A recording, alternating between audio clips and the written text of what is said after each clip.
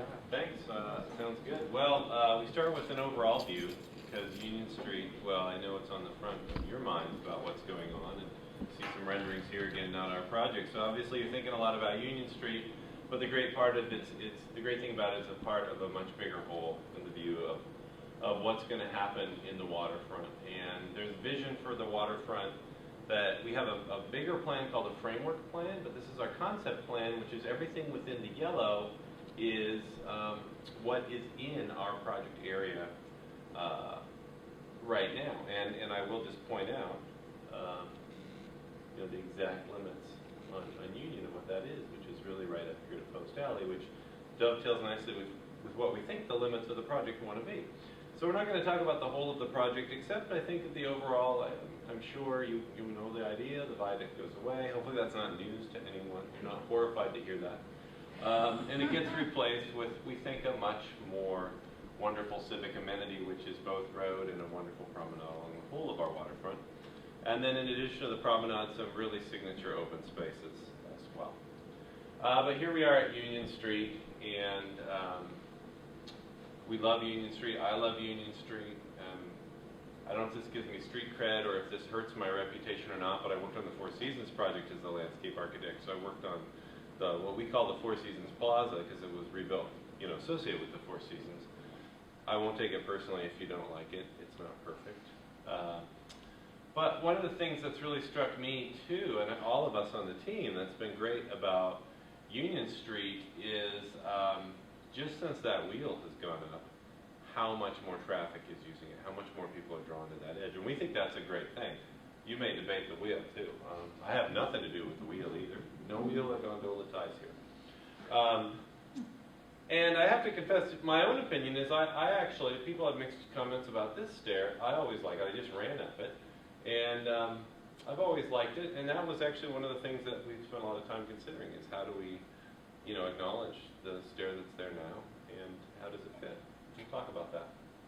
I think one of the things that's really struck the design team as well is Union is a special street in our city. Because you can go all the way back to the convention center and you look and then just that wonderful light draws you westward. It's stronger, I suspect because of the drop off between upper and low end Post Alley, but it's an amazing view and you are drawn to that light and that yellow light and the reflection off the water is wonderful. So we love that. And we love this threshold here. We think it's a wonderful place. You are drawn to it. And we use the term threshold deliberately because we really think that is the threshold where downtown stops now, but where our waterfront experience will start. So in addition to that yellow line that we showed you on the plan, which is here's the end of our scope, what's been great is inherently as we go through this design process where there are places where we're like, oh man, we wish that I said yellow, pink. We wish that pink line wasn't really there. We wish it was a little further along because boy, if we could just get over there, we could do something great. And a lot of times we play with that a little bit. But the reality is we think the pink line's at the perfect spot here because this is that threshold. Once you step on the Four Seasons Plaza, you really are downtown. You're not on the waterfront. So we like the idea of threshold and that's where it is. We love the idea, we love kind of the functional heart nature, the working quality of Seattle Steam and public storage to a lesser degree in its history. And we love even the brutality, and I mean that in a good way, of the Seattle City Light substation. We love the steam. In fact, we're going to meet with Seattle Steam and talk to them and get a little bit better understanding about what they do there. And Union Street is one of the great opportunities we have that informs all of our east-west connections from the waterfront into downtown, which is really about connecting the upland to the lowland. And of course, as we move south, that goes from a little bump that you can walk over to some pretty foreboding slopes. Exhibit A, the stairs that I just ran up. So we are really intrigued with this idea of bridging the bluff that was once, an earthen bluff that's now really a structural bluff for the most part. So we're also mindful as we look at these east-west connections on how they all work together. We're going to be doing a new Marion Street Bridge. There will be a new structural connection of some sort at Seneca. We already have the harbor steps that are wonderful, and that's a stair connection. And then we're proposing, you'll see a structure connection at Union. And then by the time we get back to Pike, we're back to a wonderful stair connection. One of the epiphanies, so I've lived in Seattle my whole life. I like to think I know everything about it, but I keep being proven wrong. And one of the epiphanies for me in working on this process was that Union is actually the northernmost street that connects directly to downtown. Once you get north of there, you're actually connecting to the market, which is different from downtown, and it's much more of a journey, and it's rich and it's wonderful, but it's not downtown. So this is really the strongest connection, the northernmost connection from our waterfront to downtown.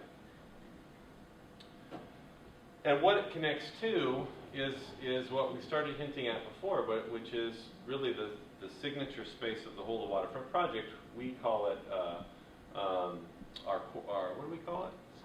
Central public space. There we go. Because it's not just the promenade that we have along the whole of the waterfront, it's where we also have the additional benefit of the existing waterfront park and the existing Pier 62, 63.